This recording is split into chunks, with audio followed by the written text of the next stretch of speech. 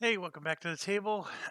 We're going to start week 3 for Tiger Leader, and just trying to make the camera not as out of angle. Okay, so I know I zoomed it in. I think the zooming in thing is the better path here, even though you can see less of the actual board game space. You do see the part that's important, which is this. You can see most of the turn track, just to keep me honest. I mean, usually that's not a big deal.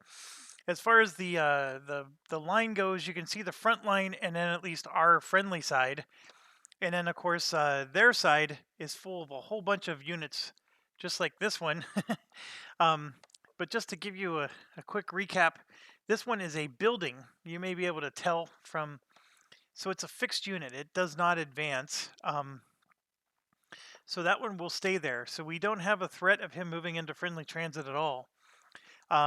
In the next row back, we have 1, 2, 3, 4, 5 of them that all can move. And it costs us 1 SO point to attack, but we have these trucks that reduce that cost by 2. So we're good shape there. And then in the row behind them, there's 1, 2, 3, 3 that can advance. And then there's 4 fixed buildings back there. And that one costs 2 SO points to attack, so the truck will negate those. And I take it back. This one here, we one of the viewers commented that even though this has a picture of a truck, the card says fixed, and it is supposed to be the fixed keyword is I believe not fixed. So this truck is correct, and the keyword on it is wrong. But anyways, there's 7 units in that row that cost 2, and then there's only 1 unit in the very back row, and that one costs 3 SO points to attack. With the truck, of course, it would only cost 1. And there's only 1 unit in the far back. Okay, so we've only been able to muster the ability to attack 2 units at a time. There's a few units here that only cost 1, or only give you 1 victory point. I think we could maybe eke out a few of those. As long as we don't go after the big targets. So there's a chance that maybe we can do that. But right now, our situation is we have a lot of damage on 2 of our units. That would cost us 1, 2, 3, 4, 5, 6, 7, 8 SO points just to repair. We only have 3 SO points.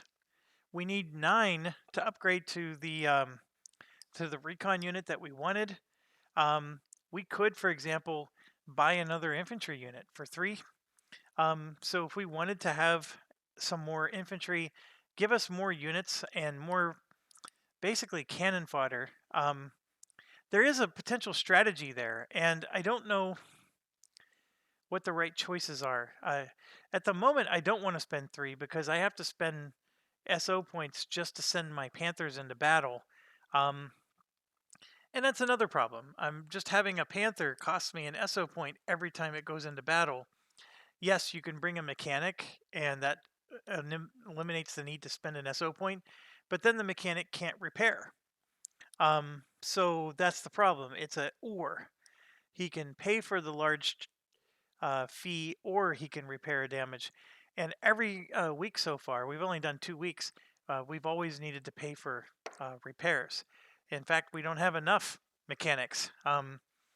So that's where we're at. I think I go for high quality versus quantity, and that might be the mistake I'm making in this game. I'm curious to see if maybe we go after quantity first, just get a whole bunch of cheap guys, and see if that works better in a game like this. I honestly don't know. I think they each have their pros and cons.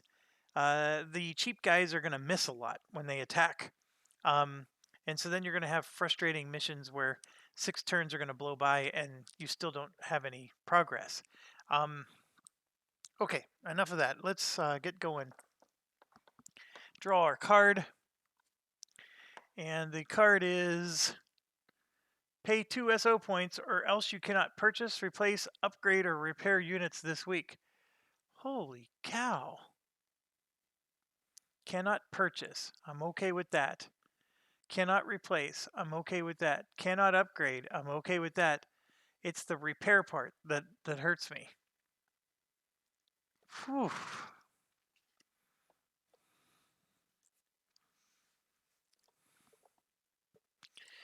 I mean, we want to upgrade to our recon unit. That part is true.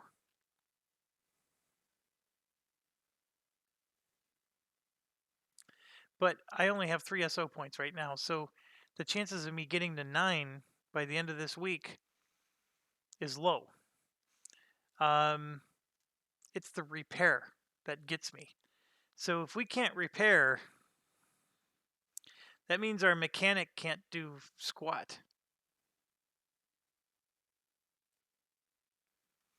And that's what I'm not so sure about, like what to do there.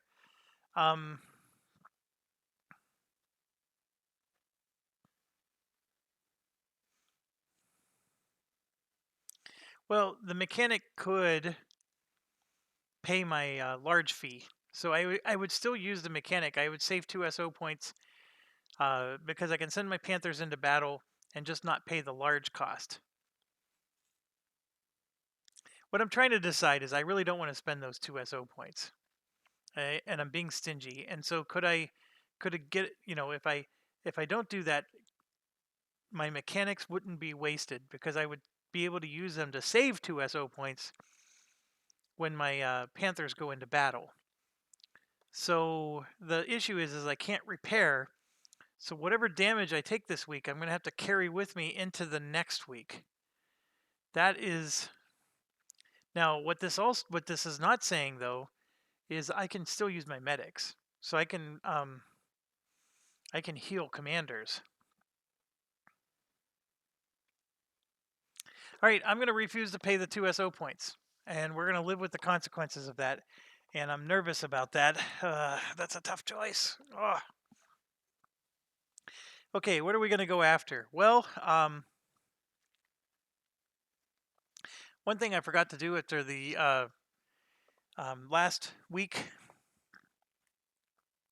it says I do not perform operational move rolls, which I didn't, but this one says at the end of the move battalion step, advance any one non-fixed battalion. I have to do that. So I'm going to move somebody probably out of the rear into the enemy transit, or if somebody from the enemy transit into the front. I have trucks, so I'm not too worried about the cost. Let's figure out, like, for example, I for sure want to go after this week because I want to get rid of the command tactic penalty. So that one is an 8C. So I'm going to move 8C forward. So he's one step closer. You just saw him come into the camera. But that's one of the targets we're going to go after. One of the things I like is, see how it says the 3 there?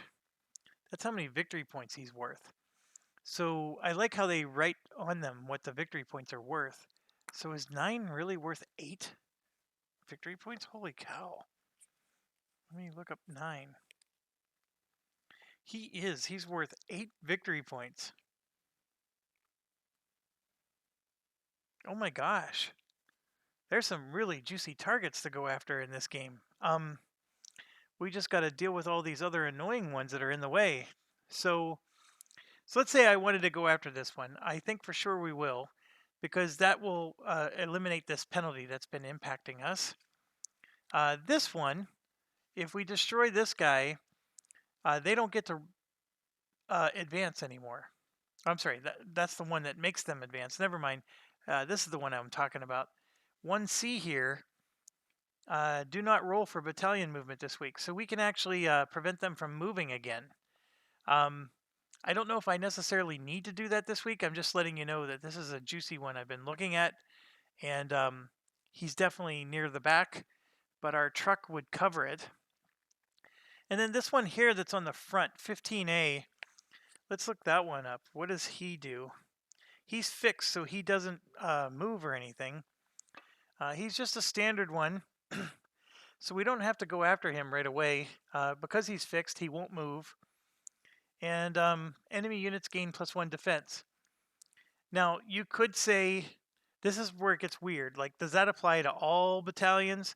And I'm, again, I'm assuming that it only applies to his battalion. Um, and that's fine. Uh, so I don't want to go after huge targets because, like, for example, this is the one that's worth 8 victory points. Look at that guy. 6 tanks. I think it's their entire army. You're going after a buttload of stuff there. On a week where I'm not allowed to pay for repairs, I don't think this is the week to go after a target like that, right? Um, so I want to go after something that's not going to be super impactful. That one is already going to be a tough battle. It's going to be, I think we should be able to win. But well, actually, I don't really care about him. It's this one. That one's winnable. But we're probably going to end up taking some damage, and that's what I'm concerned about. So what else do I go after? Well, there's some of these that give extra experience points, which would be nice to get our guys leveled up, right? Um, this one, for example, is all armored targets. So if I were able to get all my tanks into one unit, anti-tanks and tanks, I can send them all after this particular one. And then what I would want to do is maybe find some other target that's all soft targets, right? And then I can send my rifles and infantries after those. Um, so, for example, this one, the one that we were just looking at, look at that. That's MGs, mortars, anti-tanks, and rifles. The anti-tank is an infantry unit. So the 6 rifles are infantry. The MGs are infantry. The mortars are all infantry. So we could send nothing but infantry after those. And although our tanks would actually do very well against those, but uh,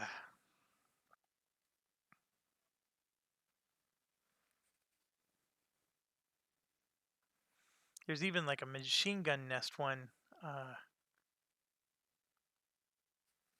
Yeah, a couple of those that are only worth 1 victory point might be real easy to go after. I love the experience points on this one, but I can't go after that one yet. We're going to do this one for sure. And I think that a balanced unit will be able to take that out no problem. So we'll set that aside. So basically, I'm just looking for another balanced unit. That's what I'm doing. Um,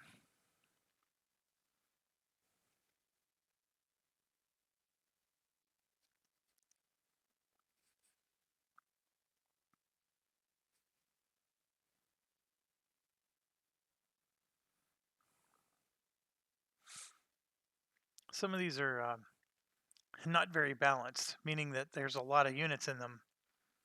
So that's what I'm pausing about. I may actually go after one of those rear units.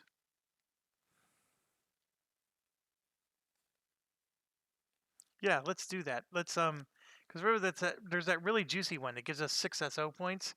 But in order to get to him, we got to take out some of these weaker ones.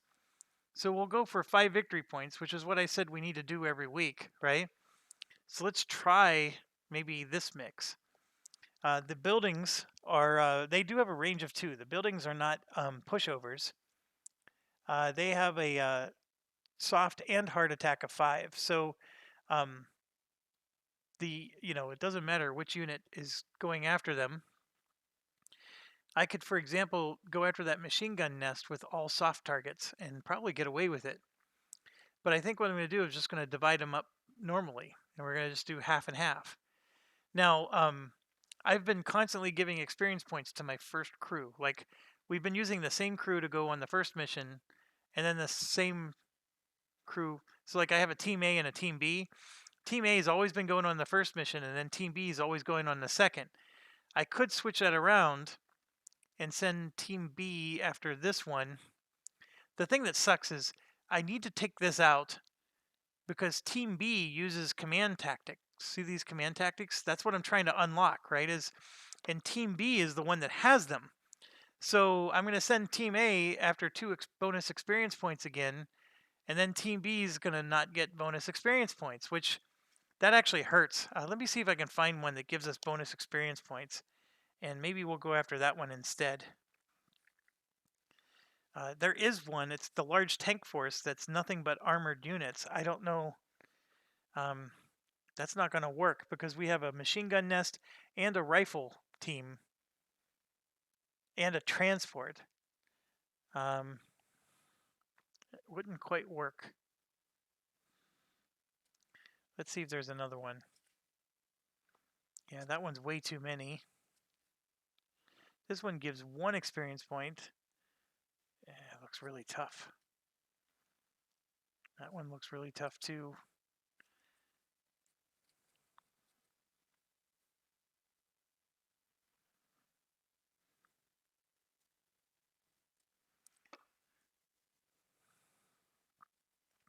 This is the only other one that gives the bonus experience points that we were looking for to help Team B out. The problem is since it's 6 tanks and 2 anti, I would need to move the 88 guy over to their team, right? The 88 would have to be a part of that team. And there's no harm in that. You don't have to have a fixed Team A and Team B. So I would move the 88 over against the large tank force, and then the regular 105 millimeter artillery would help against the operate 8C. And then I just upgraded to an anti-tank gun with my transport. So that guy would go up against the large tank force, and so he would also swap.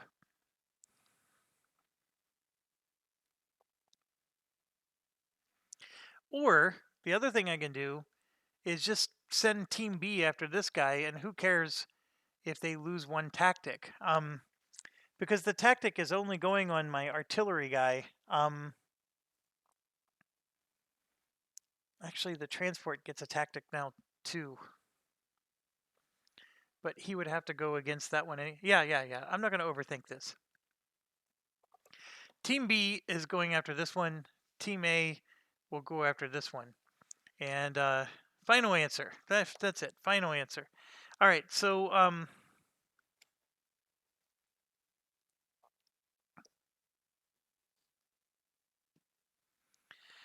Team A will go first. So we're going to go after the large tank force.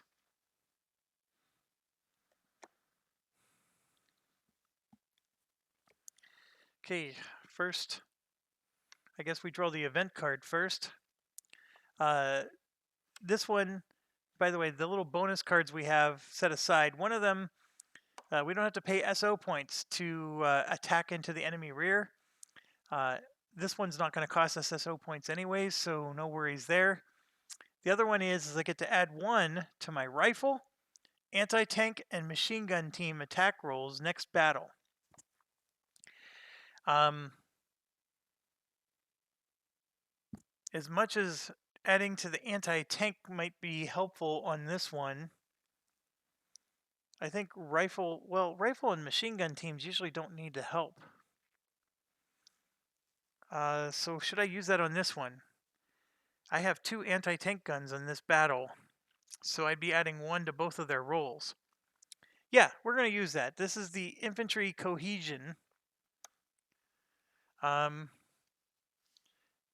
anti-tank, I'm going to assume is not, well, see it says anti-tank teams. Here's where it gets confusing. I have an anti-tank gun, right? This one. I have another anti-tank gun. That's what the ATG stands for with this one. Okay. Are those both qualified for the add 1 to your anti-tank gun teams? And the reason I ask you this, or I propose this, is that we have an anti-tank team in the game. See that? He only costs 3. And so you can actually have an infantry squad that's an anti-tank team. Like I said, and see, this guy only costs 3. We could have theoretically formed a very large team of nothing but 3 cost units and maybe swarm the field a little bit better instead of going after the high quality stuff like I've been doing.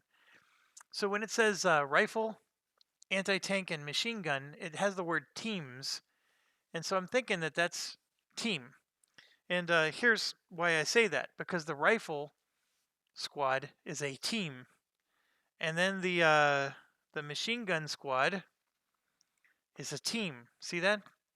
I think this is saying that I get +1 to those. So that means Team B would be the one using this card. So I'm going to make a ruling that it's referring to those infantry teams. And I mean, it is titled Infantry Cohesion, so that's another reason why I'm going to do that.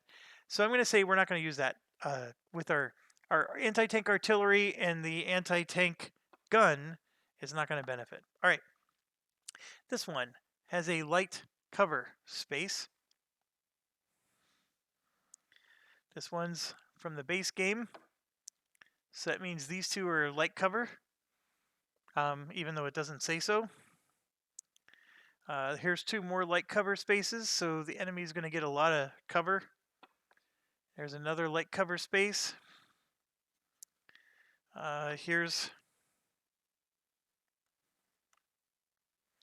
a regular space, and then some more light cover for us in the back. So all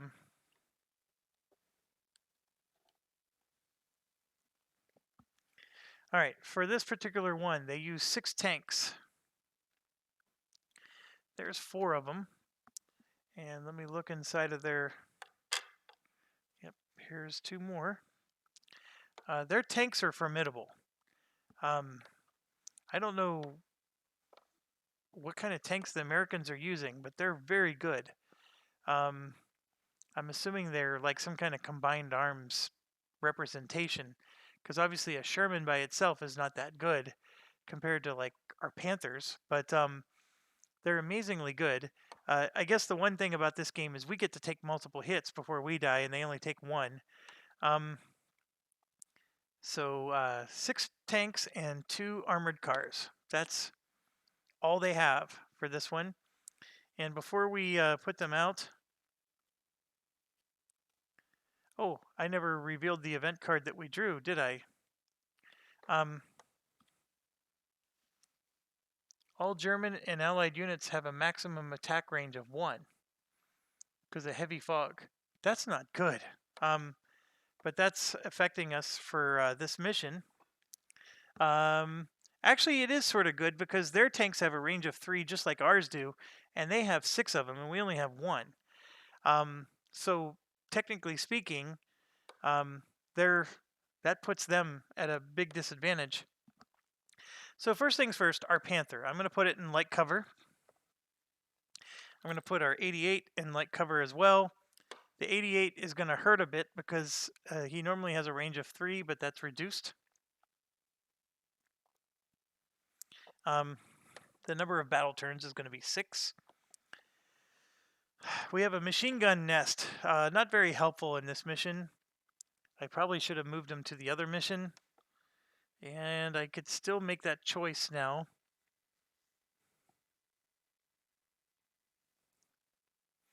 There's no cardinal rule that said that he had to be on this mission. You know what? I'm going to move him to the other mission.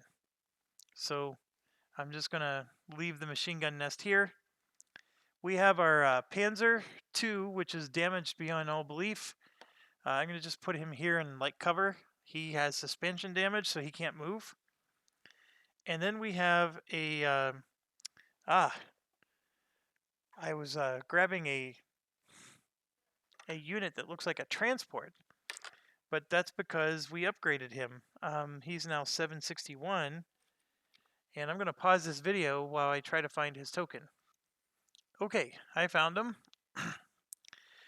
So he looks a little different than a transport. I mean, that's an anti-tank gun, light armored vehicle. We'll put him with the Panther. Now, here's the thing. All 3 of these guys had a range of 3 and can hit armor targets. So the idea is that I was going to be able to pound these tanks and armored cars. The fact that the range is reduced to 1 does drastically change things, but their light cover back here is going to hurt them a bit because they're going to probably advance on us um, more than we're going to advance on them. But we'll see how this plays out. So I'm sending just 4 units because my machine gun nest is not going to join this particular mission. And I think that's okay. We're going to run with that. Machine gun guy Seidel will go onto the other mission. And this is going to be a tough mission. Those tanks are very good, and now they're going to have to get even closer to them. So 3 and 9 for the armored car. So armored car goes here and there. And then for the tank, here's 5 of them. 1, 4, 6, 8, 9. Oh, and I got to roll 1 more. And 6. So the good news here is if we can get them to come to us in smaller waves, we can maybe take them out a little quicker. None of them move. They don't get any bonus movements. And we actually get 1. So I could move my 88 up 1 space. And I am going to actually take advantage of that, largely because I don't have any fear of them attacking me this first turn since there's heavy fog. So I'm going to take the free movement with my anti-tank. And this is also an anti-tank. And I'm going to move both of them up 1. They get a bonus movement at the start here, and of course the rifles would have gotten 2 bonus movements. So I moved both of my anti-tanks up 1 space. I think that's going to help. And yes, let's get started. First things first, we got to do this. And I rolled a 10, so they're going to be using a 10-sided die. So none of this retreat nonsense is happening, or at least a lot smaller chance of that. I still don't have fast units. I would swear to you that I took commanders that had fast keywords, but so far that's not true. And maybe it's not true until they become experts or aces. But excuse me. So there's a 5. So he's going here. So the tank is going to advance if it cannot attack. And armored cars. We're only going to use this leftmost column with all these guys. So none of them can attack. So they're all going to advance. And so I basically am going to have them all converging on this spot here. There's no advantage to them splitting up. And this one's moving here because this is where the cover is. And these both have cover by advancing. And yes, they all move just 1 space. And that's it. They don't get to attack because remember, they're reduced to a range of 1. Now, here's where it gets interesting. There's 5 of these guys all in 1 spot. So it's our turn. And so if I advance so I can get in range and attack, I may get 1 of them, but, you know, that one's going to get to attack. This one's going to get to attack. This one's going to get to attack. Like 3 of them is going to advance on me and get to attack. But if I don't advance right now, 1, 2, 3, 4, 5 of them gets to attack me anyway. So this is, I think I have to advance and just, take what I can take here. My Panther has the overdrive, so I can advance 2 spaces with the Panther and at least get a hit in on them. Is this all light? Yes, they all have 1 to their defense, so their defense is higher. So those tanks defend with a 4, which means they could block us, and that's not good either. This is a situation where us having 3 range would have been really nice, but you know what? If they had 3 range, they'd be able to hit us too. All right, the 88 is not allowed to move and attack. So the 88 sort of has to sit still. I can promise you that they will not advance Like if I were to advance into these spaces, they will never advance into my space um, unless I roll like a 9 or a 10. That's the only way they would advance into my space. Otherwise, they're going to just stay where they are because they can hit me where they are. And so this 88 will be useless if I advance forward like that. Now, I could advance the 88 along with it, and what that does is that creates a situation where the 88's not allowed to attack. So I'm banking on the fact that I can kill one unit with this, and that's it. So a part of me is like, well, I at least have light cover down here, so should I retreat? And my answer is yes, I'm going to retreat, and I'm going to take advantage of the light cover and make them come to me. So we're going to go down to 5. I know the light cover is not that much of a help, but any little bit of help is better than nothing. So we roll for them. They rolled a 2. So now there's a cautious advance.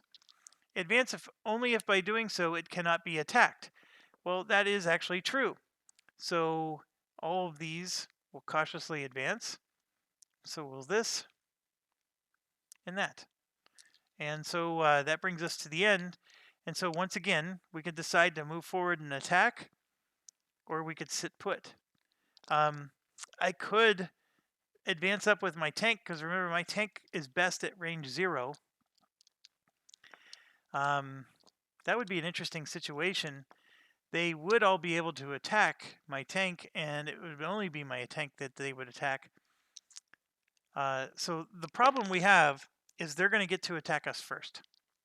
No matter what we do, they get to attack us first. I could attack first right now, but in doing so, I'm leaving my cover, which doesn't help me. I'm getting a negative value to my attack, doesn't help. And I'd only be able to attack with 2 units, which I'm not sure how helpful that is. Ugh, this hurts so bad. So I'm going to hold. We're going to go to 4. Let's see what they do. I rolled an 8. They're going to advance if they cannot attack, which is true. So all of them are advancing. This one and these ones can't attack. All right, now they can attack. And so we have 4 tanks and 1 armored car. The armored car is for sure going after our 88. The tanks, it's not as easy of an issue. The tanks are all going after our new anti-tank gun. They're going after this because he has a defense value of 1. And they hit with a 2 because it's an armored attack versus the 3 for the soft attack. All right, so this is going to be brutal. We're in a lot of trouble. We got 4 tank attacks against our anti-tank gun. And, I mean, we have survived this in the past, but we take a lot of damage. Damage that requires SO points to repair and damage we're not allowed to repair. So that's what I'm nervous about. But we got to do it. That dang event was a weird one here. Here's the first attack. So this is a hit. That 3 there. And so that's 2 hits. And this is blocking one of them. So we take 1 hit. This is the first tank. And so we get a awesome start of no effect. I almost, like, I drew it and saw this side, and I was like, oh, I almost told you we got an exposed, but this is an armored target that they're going after. So we got a no effect. So 1 tank is done. Okay, then we go to the next tank. And remember, they're all going after our anti-tank gun here. So this is a hit. Even a 2 is a hit for them. So both of these are a hit, and the defense values stink. So yeah, this is what I'm worried about. Okay, we got a glancing, which is going to make stress bad next turn because I can't repair that. And we got an exposed. So the exposed means he's going to be easier to hit next turn. And some of these tanks are probably going to live next turn.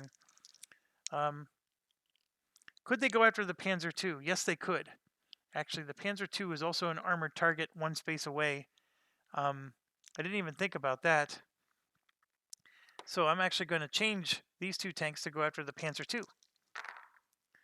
So we got 2 hits there and no misses, or no blocks, I mean. And we got a glancing. And what's the other one? 1 stress. So we're going to give a stress to our Panzer II Vogel. He's at 5 out of 6 stress. He's shaken right now. And let's go with the next one. Those are both hits, folks, even at a 2. And the defense roll just did not help me at all. So Panzer II is just getting crushed right now. And what do I got here? I got a commander wounded. Which the good news is we got a medic, so we can manage that. And I got a hull damage, which is not good, but it is the first of the hull damage. And just to give you perspective, this is how crazy the Panzer II looks right now.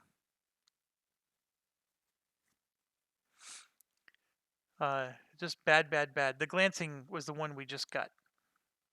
So these are the 2 new ones at the bottom. So the good news is we survived it. All the tanks are done. Now, the next thing is we got the armored car attacking our 88. The armored car needs a 5 to hit. So he only hit once, but we didn't block it. So again, we take another hit. And the good news is we got a no effect. Whoops. So we survived that. Okay, now it's payback time. Believe it or not, that Panzer II can fire.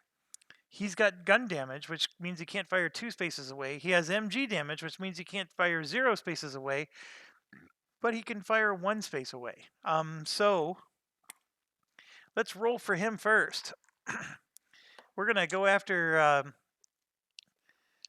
We could go after the armored car or the tanks. I don't think it matters. Well, actually, it does. The armored car has less defense. We're gonna go after the tanks. They're the bigger issue. And I don't hit unless I roll an 8 with this guy. So that's not going to do it. So our Panzer II does nothing, but that's okay. That would have just been a bonus hit. We're going to start with our 88. We got to hit the tanks, folks. Tanks, tanks all day long. So 88's going to attack next. He hits with a 4, and his commander gives a +2. So that's a 6. So I'm sorry, that's a 2. So both of these are a hit. Neither of those defend. 1 tank is in the books. Okay, now we're going to attack with our anti-tank gun. This guy hits with a 5, but his commander gives him a +3. So he's attacking with a 2, and he's brutal. But so are they, because they blocked. So we actually didn't hit him. Oh my gosh. That's awful. Absolutely awful. So, yeah, there's nothing I could do. That was a miss. This one was a miss. Okay, my tank is actually going to move up because we do better at range 0, and that lets us get an extra attack die. He does get a -1 for moving, but he's also going to shield our transport from taking damage next turn. But taking damage on the Panther is not any better. All right, you can see there's many hits. I wish he could kill more than 1 unit, but I don't think he can. We can only attack 1 unit at a time, and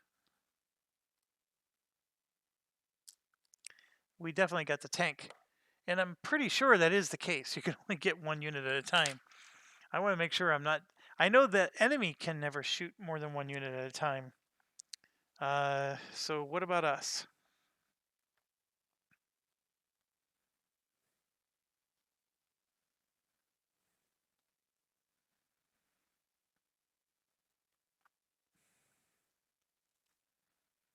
You must declare the target of your attack before rolling dice.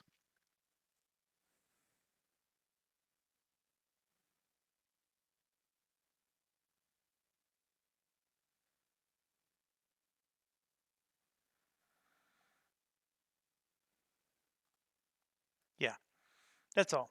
We only get to hit one. I was just being a little wishful thinking there. But he did his job.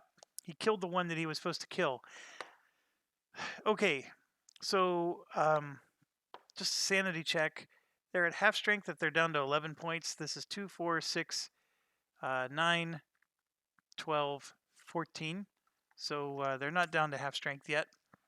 We're going to roll for their thing. They rolled a 9, which is AP advance. They're all advancing. So everything's going to be in this hex. So now we got to decide what are they going to hit. Well, I can tell you with certainty the armored car is going after the 88, both of them. So we don't have to worry about that roll. The tank roll is a little bit more interesting because our Panther has a defense of 3, and this guy is exposed. So he has an easier to hit for them. All their tanks are going after him anyways, even though my tank is in their space. Now, they get a +1 to their attack rolls against him, but it still doesn't change anything. They're going after him because he's exposed. He gives them a +2 to attack him. So that's the problem. And I don't know how I'm going to survive this, to be quite honest. I have 1, 2, 3, 4 tanks attacking this lowly little dude. Let's start with the armored cars after the 88. So there's 2 hits here, but this one blocks one of the hits. That one does not. So armored car has taken 1 hit. I'm sorry, not armored. The 88's taken 1 hit, and we gain a stress. Okay, so this guy in particular is up to 3 stress. He's actually doing fine. So that R&R that we just did helped him immensely. So let's go after the other armored car. And those are 2 hits again, and this time we don't block any. I think I liked the old defense rules way more than this. And I drew 2 of the exact same thing, immobile. So just a reminder, what that is I can't move next turn or attack, and then they'll automatically go away, or I have to take 1 stress for each of them if I want to fire. Actually, I need to look that up a little bit because immobile, to me, suffer 1 stress or cannot move next action. Oh, okay. Suppressed is suffer 1 strat or you cannot attack next action. Okay, that's the difference between them. So as long as I don't move, I can just get rid of those. And I'm not moving. So these are the most perfect thing we could have drawn, actually. We drew 2 of them. So now we need the same luck with this transport. Or it's not a transport anymore, but we got 1, 2, 3, 4 times. Oh my gosh. Here's the first one, and our defense rolls were awful. 2 hits against our anti-tank. And one of them is a hull damage. The other one is a suspension and 1 stress. This guy is getting pretty high up on his stress. He's still okay, but this is not good. Next one, I started to draw for more hits because I automatically know they're coming. We got 3 more to go. This blocked one of them, but this did not. So 1 more hit. Okay, we have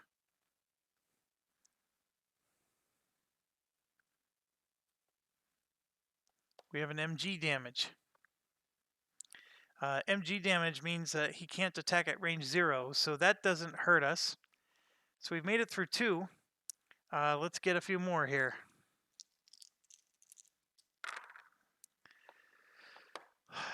2 more hits, no blocks. This is getting a little hairy here. So we got an engine damage and 1 stress for the first one. So he's up to 6 stress. He can't take any more, or he loses his he becomes shaken and he loses his +3 bonus. So that's not good. And then we got a glancing as the second one. So very, very bad. And we still have 1 more to go. Holy buckets. Okay, both of those are hits. And we don't block anything. So at this point, I don't even know what we can get that would even be helpful. We just can't have him die. Hull damage kills him, an engine kills him, a suspension kills him. Lots of stuff kills this guy. So we got a wounded commander. I guess that is okay. And we got an exposed. I forgot about that one, but that's good because exposed at least doesn't kill us. And this is very, very bad because I can't repair any of this. Okay, it's our turn. So let's punch back. This Panzer II. That is 2 hits. This is one of the blocks, but it's okay. We got a tank. Tank is done. From the Panzer II. That's amazing, actually. We needed an 8 to hit, and that 9 did it. This 3 blocks, but only if we hit twice. Okay, so then let's shoot back with this anti-tank that just got pounded.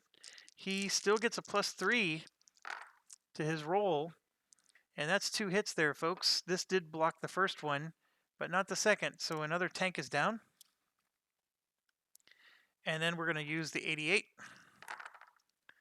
And there's 2 hits, so another tank is down.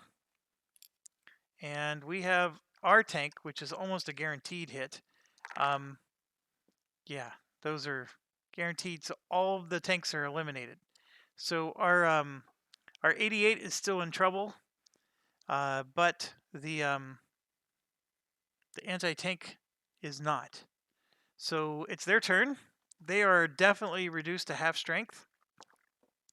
So they get a -1 to their roll, and there's a 5, which becomes a 4. So they advance the cover. That's not going to happen. Actually, it does happen. Oh, so they're going to advance to cover, which they can go here or here. I think this is the most beneficial. So they both advance to where the 88 is, and that puts them in cover. And now they're attacking the 88 at range 0. Now they did move, so their move penalty cancels their bonus penalty for attacking at range 0. But yeah, now they're attacking the 88 at range 0, and our 88 can't fire back at range 0, and neither can this guy. So both of these guys just became ineffective. So that hurts. We should be down to what? 2 turns left? I forgot to move the turn marker. All right, so for their attack, they need to hit with a 5. And they hit once with the 6. And yeah, the first one hits. And we get an exposed. Oh, by the way, the 2 immobiles goes back into the cup. So need to put those back in to the cup. All right. Okay. Next. Armored car attacking. The 7 hits. Nothing defends. And we got a suppressed, which means it can't attack next turn unless he takes a stress. But that's fine. He can't attack next turn anyways because he can't attack range 0. Both of these guys are stuck. They can't do range 0 attacks. So, first thing we're going to do is try to attack with our Panzer II into here and see if we can hit him. We need an 8 to hit. I rolled a 9, and their defense roll is a 10 and a 10. So we did fantastic there, even with the light cover. So the Panzer II actually just took out an armored car. And then we're going to move in. We get a -1 to our attack roll, but we get a +1 because we're at range 0. It doesn't matter. We're annihilating them. Unless they blocked it with both of their defense rolls, our Panther basically is unstoppable at range 0. So we won, but I want to show this to you.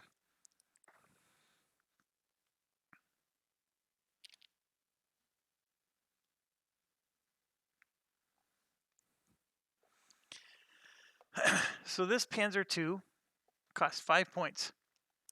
I'm at a point now where I might just want to scrap him and buy another one for 5 points. That would be cheaper than trying to repair this guy. And then this one is our new anti-tank, which was quite powerful, but his defensive 1 made him a very attractive target to their tanks, and you just saw everything. Now the expose does go away, so he has 1 less. This costs 2 SO points to repair, but a mechanic can remove it for free. And this glancing is going to cause the commander to get extra stress next mission. We won, but we paid a huge price, and the fact that we can't repair these guys is even worse. 2 commanders got wounded, so both of our medics are already used. So that's not good. And then our transport for the next battle has that damage on him. So I don't know. I mean, we're doing okay, I guess. I mean, we're scoring points, but at what price? This is going to catch up to us at some point. And I'm on week 3 here.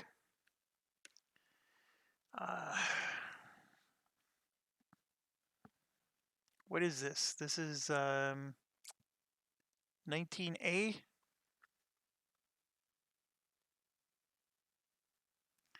And we did destroy it.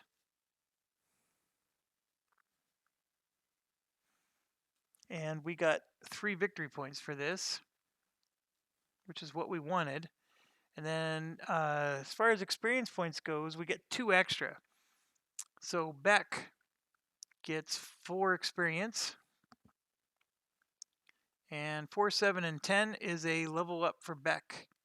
So let's do that. And then he would also get 2 stress, but he has 2 cool, so no extra stress for him. Oh, we got to do the card for the way back home. Let's do that real quick. Pay 1 SO point to keep this card. Use its battle text during a future battle. And the battle text is, once during the battle, add 3 to your infantry attack rolls when attacking at range 0. Yeah, I'm not paying an SO point for that. It's a nice card, though. Okay, so back to this guy. He is leveling up, and he's going to be an ace. So I'm going to just write that right in, ace. And he doesn't really gain experience points anymore. So as you can see, he was getting a +3 at range 0, which is why he's been tearing it up. This is our Panther commander. So now he's becoming an ace, and there it is. He's fast. So that is changing the landscape of the battlefield right there. He's going to get to go first for us, and that is a huge boon to finally get a fast unit on the field. Took a while to get there, though. The next guy is Gerber. Gerber gets 4, and you can see he's up to 10 experience points. Let me scoot this over so you can see the name. Gerber here. He needed 7 to level up, so I'm going to cross out the 4 and the 3. And he does get 2 stress for the mission, so we're going to change that to 2 because he canceled 1. And he is going up to veteran, so I can put those side by side. And you can see this is our 88 commander. He goes from +2 to +3. So the 88's just getting that much more deadly. And his cool value is now a 2. So I'm going to transfer that 4 stress over, and Gerber is ready to rock. Even at a veteran level, he's very, very good. And then at an ace level, he becomes fast. So I got another guy poised to be fast, but not quite there yet.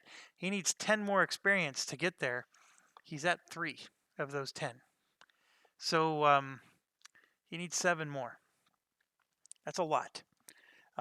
There's a couple more battles where he can get 2 experience points for participating in them. But okay, Seidel didn't go on this one. Vogel is the next one. He gets 4, and you can see he's up to 6. Vogel levels up at 3. So let's bring him out. He's average. And you can see here he has +1, +0. Right? And overdrive. So now he goes up to skilled. So now he has aggressive and overdrive, which means he can move and attack in the same turn, and it doesn't cost him any stress. If it's infantry.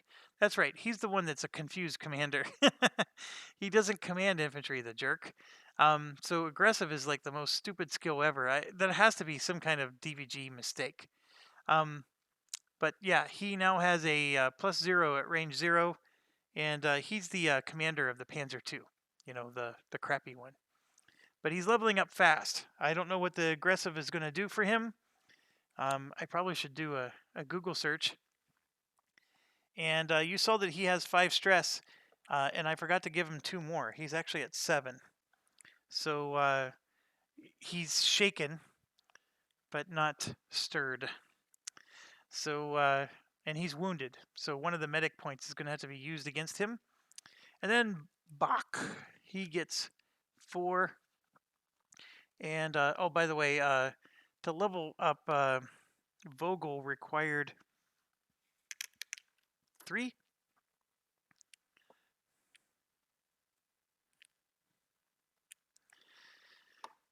So I'm going to just cancel this out and put a 1 in instead.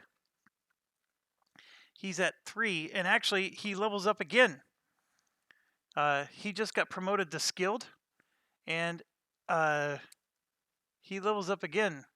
So he actually levels up twice, and now he's a veteran.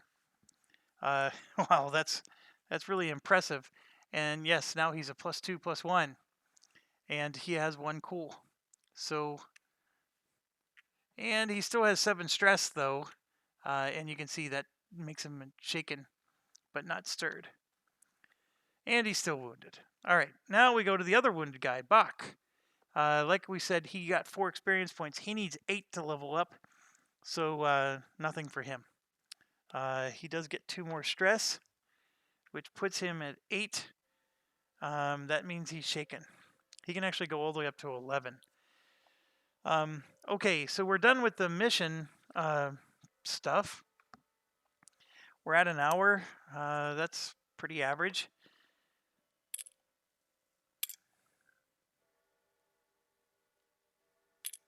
These are all tanks.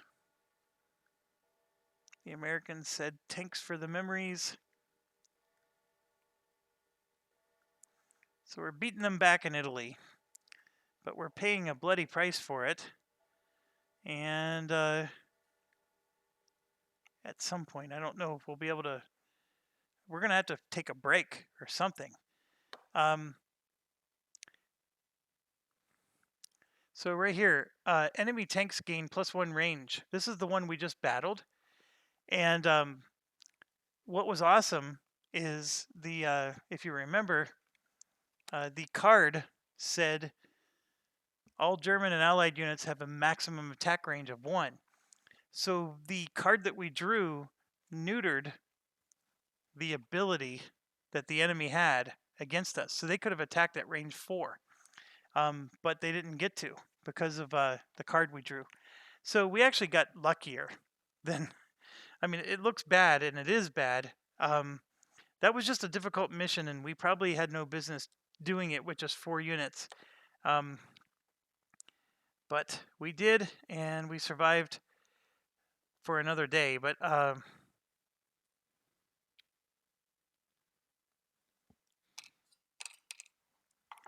the 88 actually has no damage on him at all, because the damages that he took wasn't permanent. Everybody else though, definitely. Okay, so we're moving on to Unit B. And again, I'm not paying SO points to attack. My mechanics are paying my large fees because they can't repair this turn. So no worries there. And just a reminder, we're trying to get rid of the last card that is causing us to lose tactic points. So that's what we're going after. And the particular draw we have is there's some light terrain. We got our first urban tile. All infantry units get +1 to their attack roll in this region, but thankfully it's going to be really far north, so we're probably not going to deal with them too much there. Although they might have some. This one, gain 1 victory point if you end with units in all 4 hexes. Lose 1 if you do not. So, oh crap, I'm drawing from the wrong side. So we got this, and then we got the riverfront again. So this is a very busy board.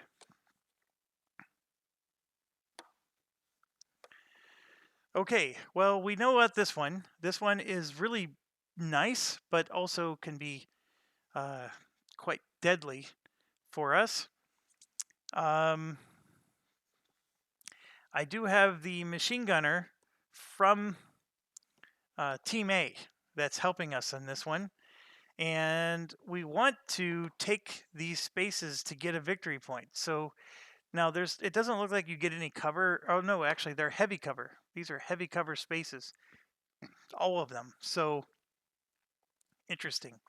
This is a heavy cover spaces. So my infantry is going to go, well,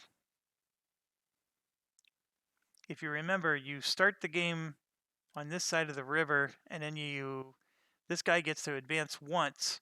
So that means he's going to be there. So that's not quite as exciting. And then I have my other machine gunner. It's the same place. My rifleman gets to advance twice. So I'm going to put him here. This is heavy cover, by the way. My artillery, I will put here. One of the viewers asked me about the artillery being able to hit because there was line of sight issues. I just want you guys to remember that both of my artillery, whether it's the 88 or the 105 millimeter, they both have the spotter ability, which ignores blocking line of sight. And that was very intentional because I know that kind of crap happens. And first of all, the way I like to play, I always forget to do that. And then the second thing is the way I like to play is I like to get that skill so that way I don't have to worry about doing that. So, we get to hit them no matter what. And most of the commanders have spotter anyways. So now this particular one, Smelter, this is the artillery commander. He starts with 2 tactics. Now we're gonna have to reduce it to 1 because of this battalion restricts us. But for here, assuming we destroy this battalion from here on out, he's going to get to start with 2. And then our transport guy, he starts with 1 tactic, but that's of course canceled. And I'm going to put this transport over here with the artillery. And actually, I could probably put him. Yeah, we'll just put him there. And our Panther, we're going to start here as well. We don't get to advance the Panther any. Well, you know what? The infantry, I could start here and just advance him 1, 2. And that's heavy cover. I think I prefer that. And, okay, so,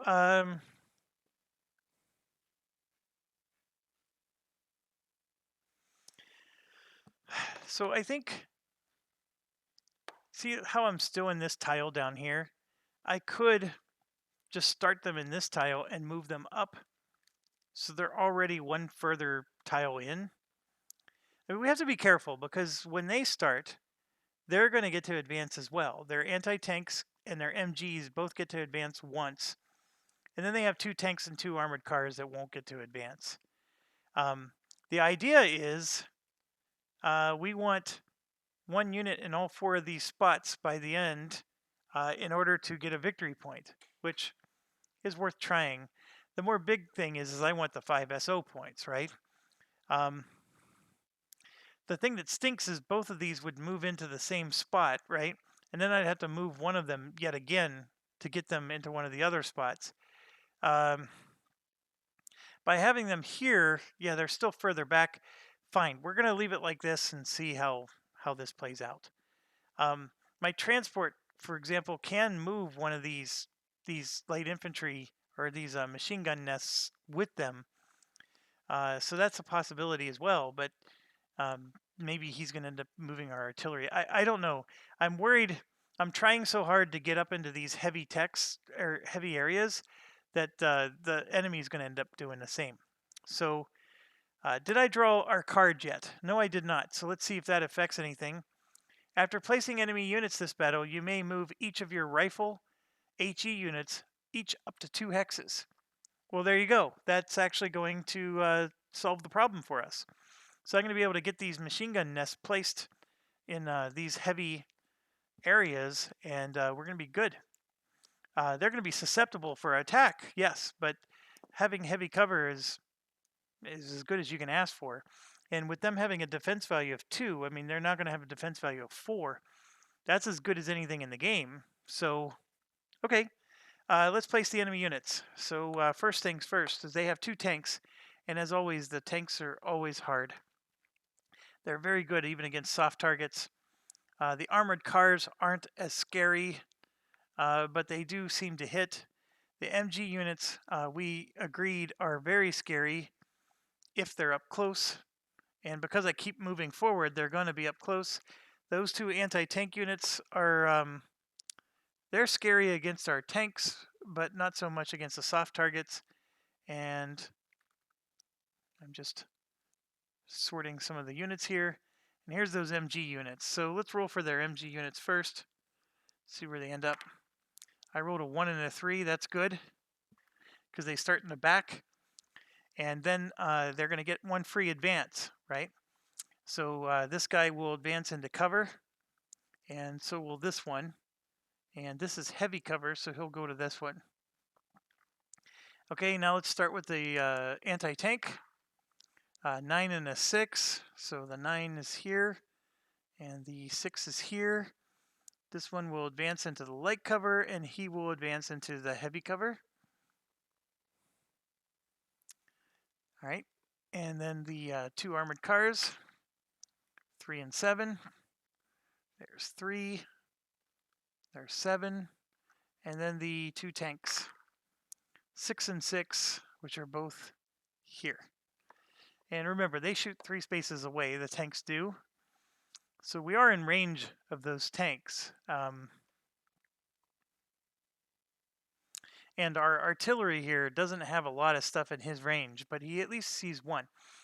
Okay, so we can advance our units now up to 2 hexes. This MG unit is very powerful, so we got to bear that in mind. We don't have command tactics yet. We just have regular tactics. There's no fast attack yet for us. If there was, I would put my MG unit here and just mow down their MG unit right away. For sure, one of our MG units is going to go here.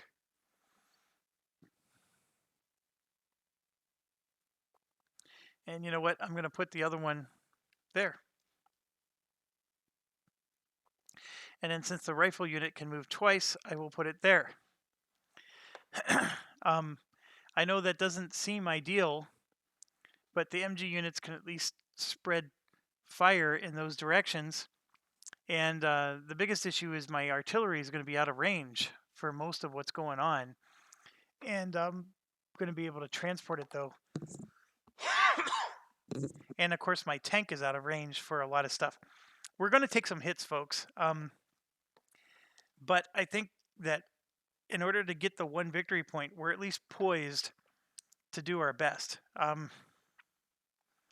It's very aggressive what I'm doing, and maybe not the smartest thing, but okay.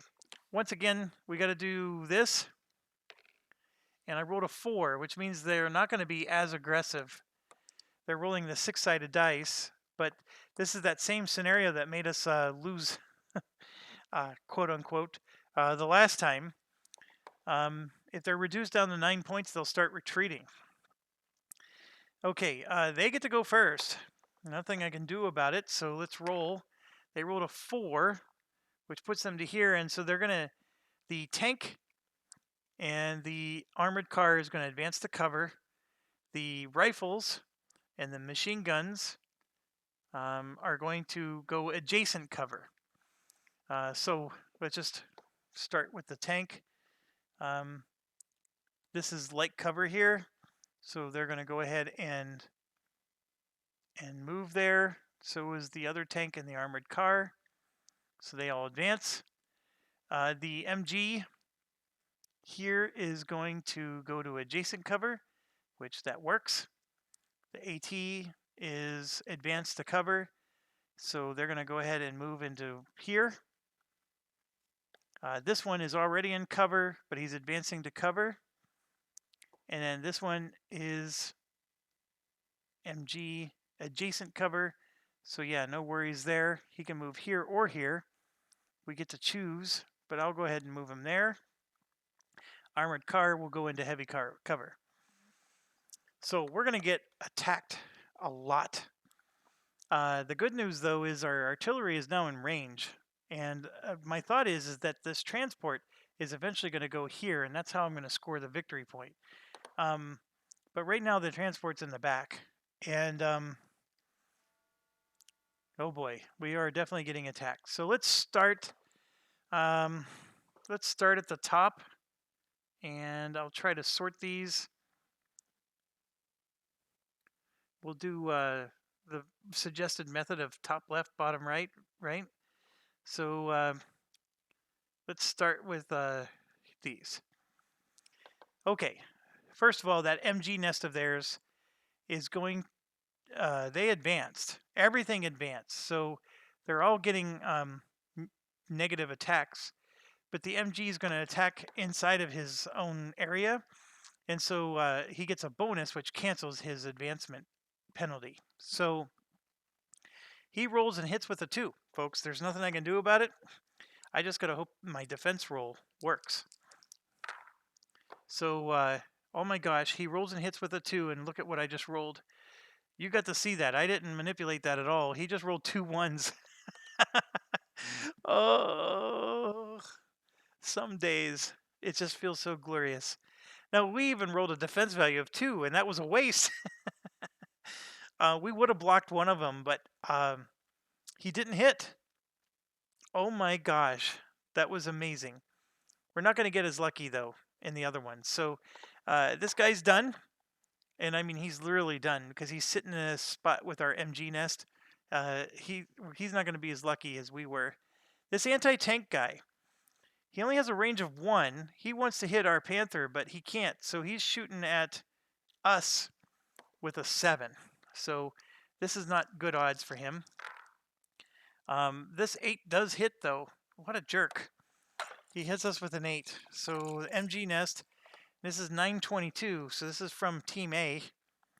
And we get 1 stress. Or I'm sorry, wrong side. Oh, the other side says 1 stress as well. So this commander has 0 stress right now. So he's doing fine.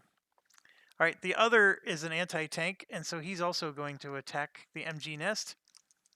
And remember, they did do a movement penalty, but since they're attacking at range 0, it negates their movement penalty. And sure enough, that jerk gets a 9. But finally, we rolled a good defense, and there we go. We blocked it. And so no damage there. This armored car has a 5 against soft targets.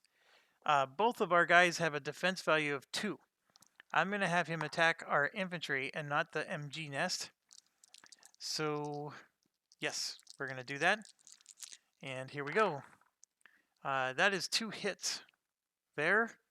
Now, hold on. He does have a penalty of just 1. So he would need a 6. Yeah, he hits with both. But look at this, folks. 4 and 4. We defend with 2, but this is heavy cover, which adds 2 more. So those are 2 blocks. So we just blocked the armored car attack. So the heavy cover paid for itself. And now we got some annoying ones here. So this is another armored car attack. Again, into a heavy cover. So which one are we going to go after? We're going to go after Team A, this guy. And so let's see what happens with him. And he hits with the 6. And then you can see we got 2 blocks again. So nothing happens. We got another MG. So this guy is nasty. But remember, he advanced, so he gets a -1. No, he gets a -2. So it takes a 4 for him to hit. Same guy. He does hit twice, and this time we don't get so lucky. All right, so what do we roll? Or what do we get here? We got a exposed, which means it's going to be a +2 to hit us next turn, and an immobile. So we can't move, but we can still attack. And I don't think we have any intention of moving. So we're in great shape there. Now this guy attacks with a range of 3, and we got to figure out what he's going to do. All right, so first things first. At the bottom here, this artillery has a defense of 1. This has a defense of 1.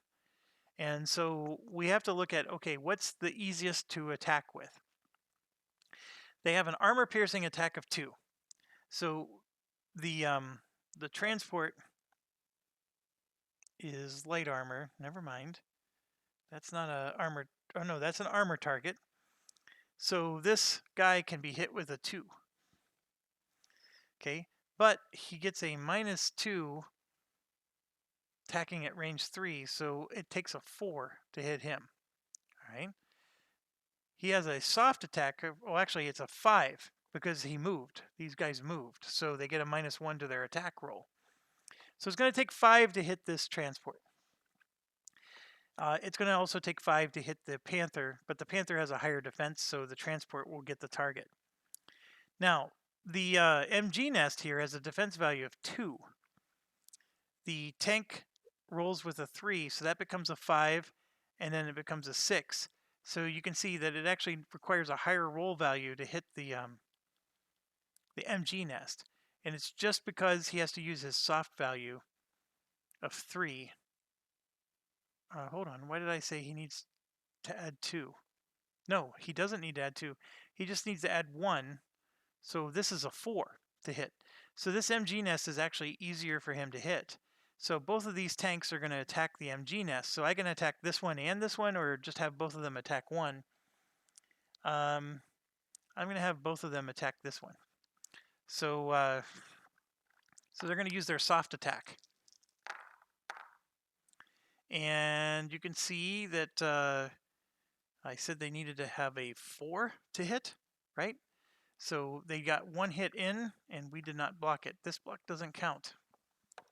So first tank got a hit, and I drew a casualty, which doesn't mean anything. And next one, I rolled 2 blocks right there. So that next tank doesn't do anything to us. So this heavy, well, actually the heavy cover wasn't needed. That was just a miracle roll there. That's 2 miracle rolls in 1 turn. Oh, I forgot to put this back to 6 turns. So we're on turn 6 at the moment.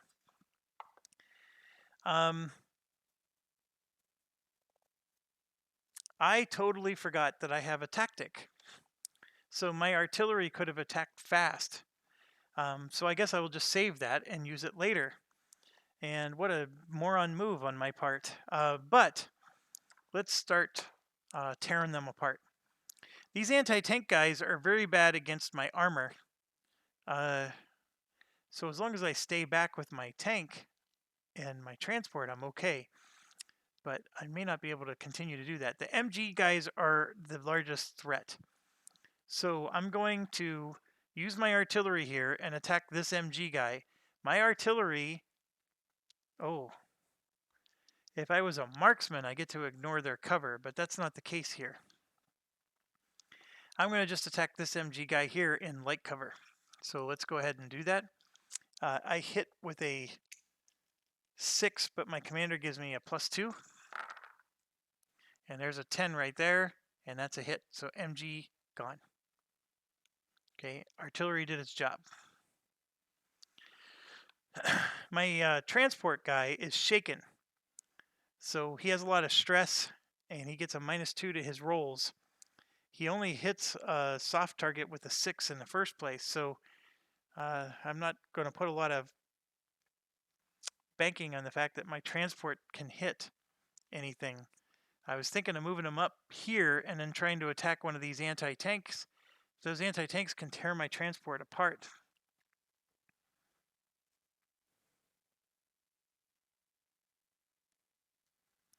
So I'm going to move my transport here to get him into heavy cover.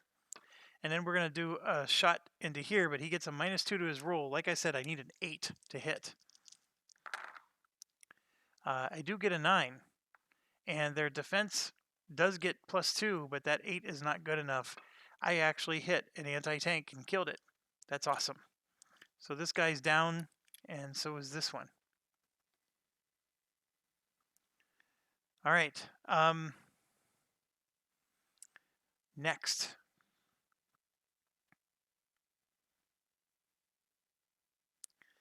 I think my Panther is going to just shoot from 3 spaces away and try to take out their tank, because that's the best move for him.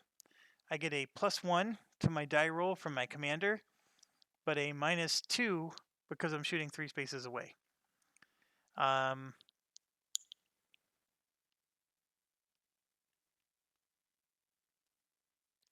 Now the heavy cover does block line of sight, but I'm assuming that because I'm here, I can go straight up like this and he's in my sight. It's a little weird on this one, but I think this works. So I am going to shoot 3 spaces away. I get an overall -1, so that means I need a 5 to hit. And there's a 5 and a 7. That's enough to kill the tank. So tank down. All right, so what do I got left? I got my 2 MG nests and my rifle squad. This MG nest is going after that MG. The 7 and the 2 both hit.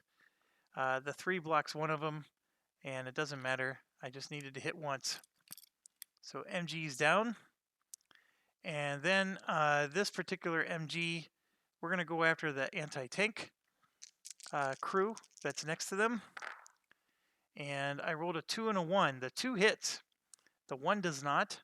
The 9 does not defend. So that was a lot scarier than it needed to be. As far as my commanders go, I got a +1 from my commander. So actually, I hit twice with my MG nest. I do take a stress, though, but well, no, I don't take a stress. Okay, his immobile goes away. He's still exposed for the next turn. And then the other MG nest, yeah, he had a +0 to his rolls. This MG nest had a +0. This one had a +1. Doesn't matter. We hit anyways. I just wanted to be clear.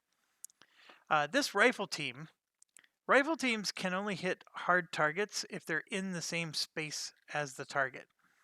So this is an interesting conundrum. I have to stay in my space if I want to score the victory point.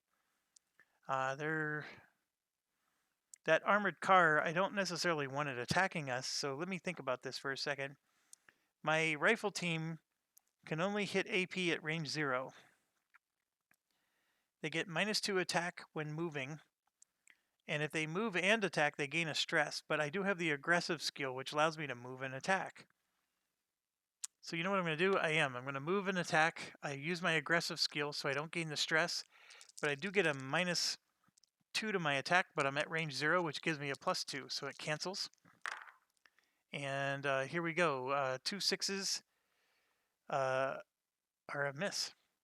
Oh, nope, nope, nope. My commander gives me a +1, so these two both become a hit.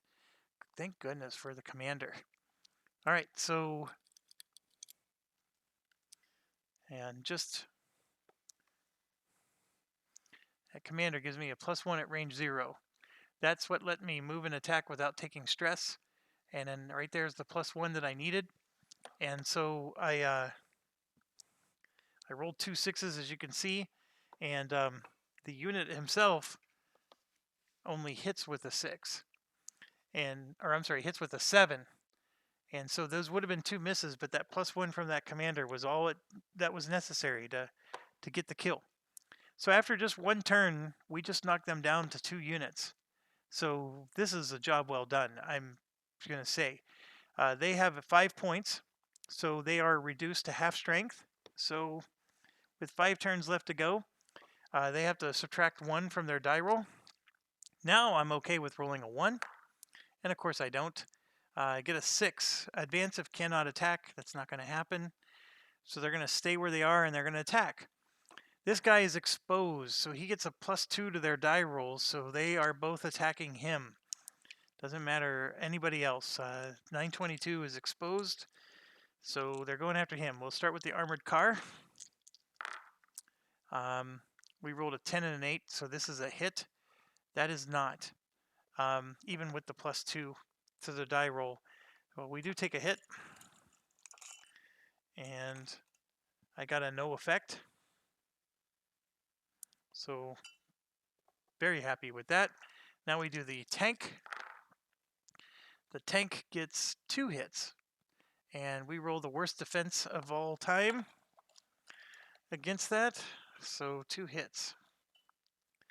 And we got a no effect and a no effect. Oh my gosh, that is so awesome. 2 no effects. All right. Our turn. Well, I can tell you for sure, I need to move this guy in so we can score the victory point, and this guy is moving there so we can score the victory point. These MG nests cannot hit armored targets, so they can't do anything. This artillery is going to shoot at the armored car, and we hit with a 6. I get a +2. I get a -2 because of the range, so I hit with a 6. There's an 8, but they rolled 2 1s, so they just blocked me from hitting with my artillery. Nothing I can do. So now with my tank, I'm going to attack their tank, and all I have to do is destroy their tank, and we actually destroy the battalion. So I am shooting with a -1 penalty. I normally hit with a 4, so it's now going to be a 5. And there's the 7, and there's the miss for them. And I know once you start playing for a while, I'm reading off numbers to you, but in case you're still learning the game, the AP attack was 4. Okay, I'm shooting 3 spaces away, so it gives me a -2 penalty, so that 4 becomes a 6. But then my commander gives me a +1, so that 6 becomes a 5. And that's why I was saying I needed a 5 to hit. And as you can see, I rolled a 7 and a 2. And I know that 7 looks sort of like a 1, but it's definitely a 7. The 1 looks like that. And the 7 for sure hit. And their defense value is a 3, and neither of these are a 3. They are in light cover, so their defense value was actually a 4. But they didn't roll enough to defend it. So tank is destroyed.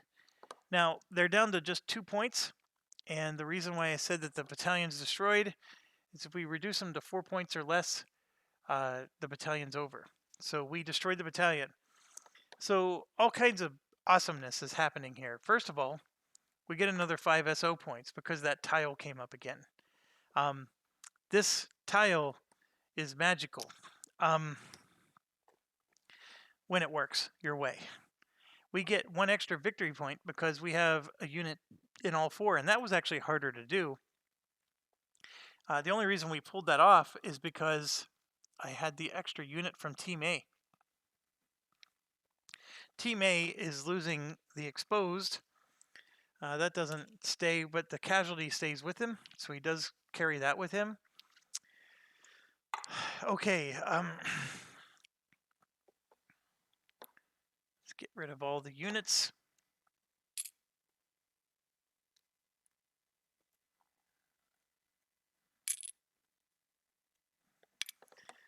All right.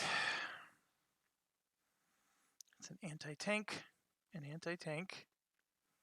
This is an armored car, tank,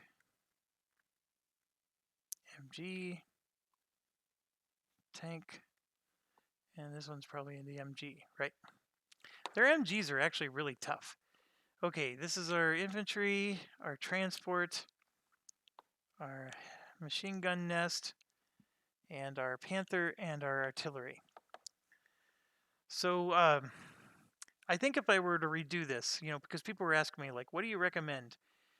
I think I would start with tanks that weren't as good as the Panther, just to save the SO points. And then I would have multiple machine gun teams, multiple rifle teams, multiple anti-tank teams. Like, it would be very heavy on the infantry. And I think in real life, that's probably how it worked anyways. The armored divisions weren't quite as, you know, present on the field as, people seem to think.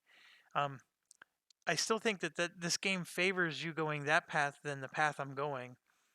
There are... I'll just let you take a peek in there. So look, I see a commander wound, and then I see destroyed, 2 stress. That would be for like an armored hit. So you would get destroyed, and then the commander would take 2 stress. So there's stuff in here that we haven't drawn.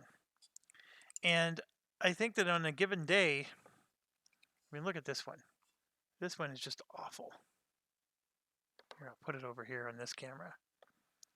Commander KIA. I don't even want to draw that. And the fact that I haven't drawn it yet is just pure luck on our part. Now, if we flip that over, that's a suppress. So I probably have drawn it, but it was on the other side, right? So you do have to get lucky that when you draw it, it has to be the right type, right? It's just, your game can really get ruined quick if you play this and just draw the wrong things at the wrong time. This is a very swingy game because of that. And I don't know how much I like that. I mean, now Skies Above the Righteous is very swingy that way. But I still love that one. I don't know why. I think it's because even though you lose pilots, you still, for the most part, have the majority of your pilots. I don't know. Can you lose stuff like this in Hornet Leader? No. In Flying Fortress Leader, sort of. He has that weird mechanic at the end where your planes could get recommissioned to another front. That blows. Gato Leader has that where you just roll a die and your unit gets destroyed. That blows. I don't like that so much, but I have to admit though, these cards are very helpful. I meant to play this card for that battle that we just did, and I forgot. I also meant to use my tactic, and I forgot. So this tactic was on my artillery, which means I could have attacked during the fast phase and then again at the slow phase, right? I forgot to use this. So as much as some things have gone my way, my poor memory has caused some things to go their way. All right, so we do have to draw for a return home. Keep this card, discard it at the start of the battle to destroy one enemy unit. I always like that. So I'm going to put a thing on the bottom so we can remember that the bottom half is what applies to us. That's actually an awesome one. Okay, so let's get to recording stress and commanders. So let's put this up here. let's move it over so you can see the commanders' names. This one was 8C.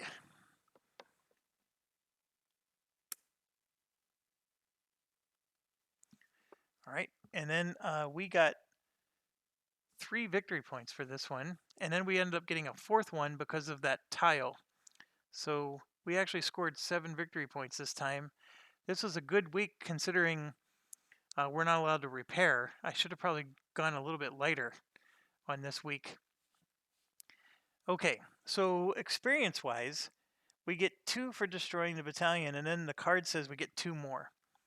So I'm going to start first with Seidel. Well, let's start at the bottom. This guy, Salts, we get 4. And he has 8. So let's look at Salts. He levels up. He's an average. This guy is in charge of the rifle team. Okay, so he's our rifle team guy. The aggressive keyword has been very handy so far. And he levels up to, and so here you can see we get 2 stress. So let me grab that before we level him up. Stress comes first.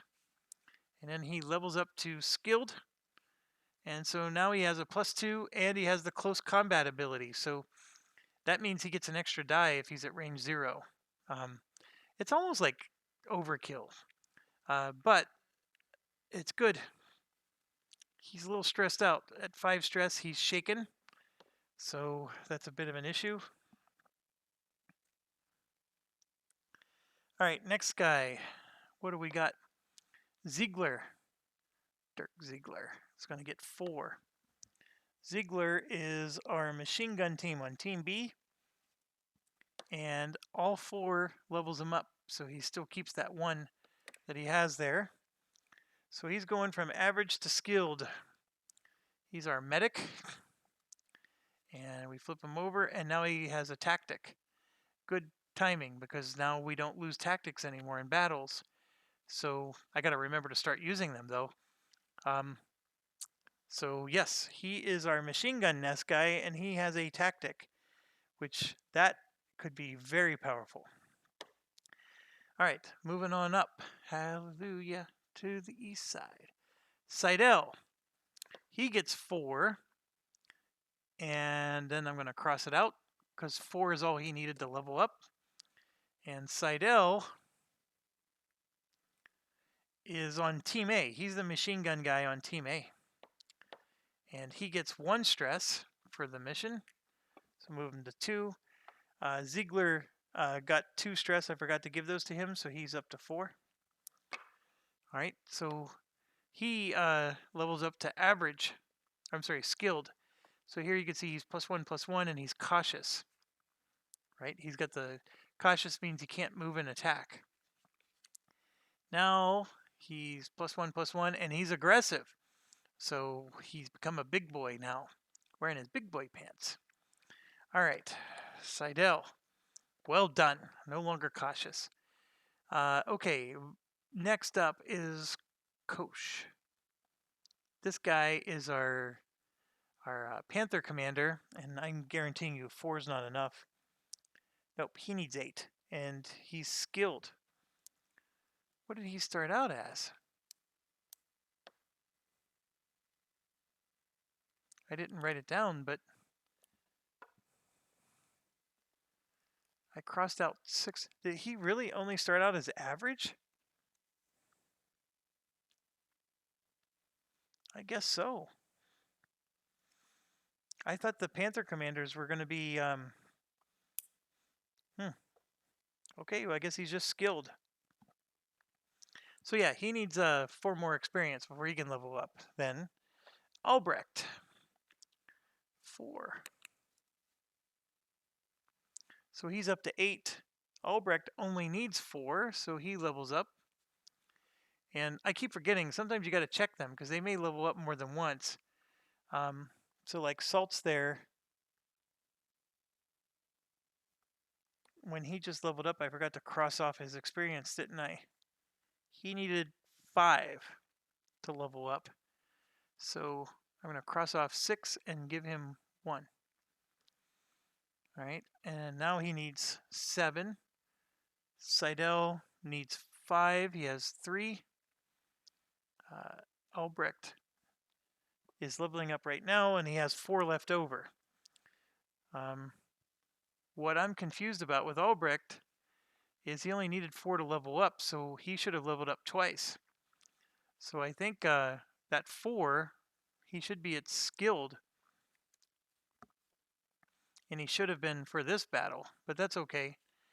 He now gets a tactic, and he's a mechanic. I don't think that's new, though. No, he was our second mechanic the whole time. But yes, and then he's going to get 2 more stress, so 2, 4, he's going to be maxed out at 7 stress. He's our transport guy. So the fact that his cool value is still 0, struggling for him. All right, and then moving on up to Smelter for experience. He needs 5. So he's super close. And he'll be a veteran soon. Okay, so let's do a sanity check. We're coming to the end here. I know we still got a few more end things to do. But I have 7 plus 4 is 11 plus 6. We're at 17 victory points. So we've already moved up to poor at the end of week 3. So I think that's a excellent progress. Our units are banged up beyond belief. And let's keep going here. Okay, nobody was on leave. We do have to roll to move battalions, so let's do that first. This guy is 8C was just destroyed, so we got to get him off the map. All right, so we're going to start with one of the assault. And they get a -3 always, the assault battalions. The support and command always gets a -2. Well, I can tell you an assault battalion rolling an 8 still moves up. So 7A just moved up to the front line. 18A holds. 19A was also destroyed, wasn't it? Yes, I keep forgetting to take my battalions off the map. So that was 8S. That becomes a 4. That's a hold. So now we're rolling for 8A in the back. That's a hold. 7S. That's a retreat. Ooh. I don't necessarily want them to retreat, the ones that were in the back. This is 6A. He holds. And then everything else is a building. So there's not a lot of units, by the way, that are moving. And I know I sort of did this before for you. So there's what it looks like.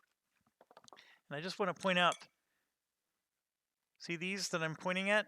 Those are the only ones that we roll for. All these that you see to the left are buildings. Every one of them. So this 7S actually moved into the rear, and he's one of the ones we have to destroy in order to get the juicy target. So, and of course, the drawback of doing what I just did is camera was off, but that should be good. Okay. Now let's do the rest. I get SO points, so I get 8. And let's put that on the... So this is 3 plus 5 is 8. And then I have 3 plus 5 is 8. Largely because I got 5 from that magical tile. The magical tile is saving us at the moment. I can understand why DVG put that in there. But the drawback of losing, though, is you lose 5. And obviously, that had its catastrophic effect as well. We cannot repair, but I can use my medics. So I'm going to do that right now. And so there's a commander wounded on Bach, and there's a commander wounded on Vogel. So I'm going to use my medics to remove the 2 commander wounds. That's being done right now. I'm assuming I can't even remove the damage on my machine gun team, because repair and replace sort of covers that as well. So all the damage I have has to stay with me. And some of my commanders are going to take stress just for going into the next battle. So I have the 9 points I need if I want to get my my upgrade to a recon unit.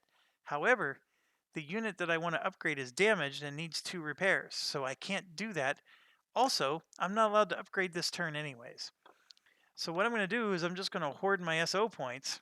We're not allowed to purchase either, so it's not like I can just purchase some more stuff.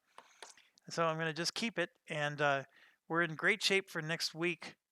And hopefully we'll be able to do our upgrade next week that we're looking for, and maybe even upgrade that Panzer II that we're talking about. The Panzer II, I'm probably going to scrap and just replace it with something else. But I am going to spend 5 points to get another priority R&R. So every time that tile comes up, I'm going to use it to get priority R&R. And I'm taking 2 stress off of all my commanders. And some of them desperately, desperately needed this 2 stress to be gone. There was not a single commander that this is not helping. Some of them, of course, were, they're now reduced to 0. But every commander had at least 2 stress on them. I have so Bach here has 6, so he's in the okay range now. Vogel has 5, he's still shaken. Albrecht has 5, he's shaken. And Saltz has 3, he's okay. Everybody else is okay. All right, that brings us to the end of week 3. And I would say that the magical tile was magical. Without it, we would have to sit some guys this week and probably go after like 1 victory point guys. Things that aren't as juicy, largely because I need to rest some people. And by going after a low target, I get 8 SO points and don't have to repair so much. And since I didn't get to repair this last turn, there's so much more I'm going to need to repair next turn if we go after large targets. So that's the problem. I do have this 7A battalion that's breathing down our neck, possibly going to move into our range, so I'm probably going to have to do something about that. But we'll worry about that in the next video. Thanks for watching. Stay awesome and stay healthy and safe.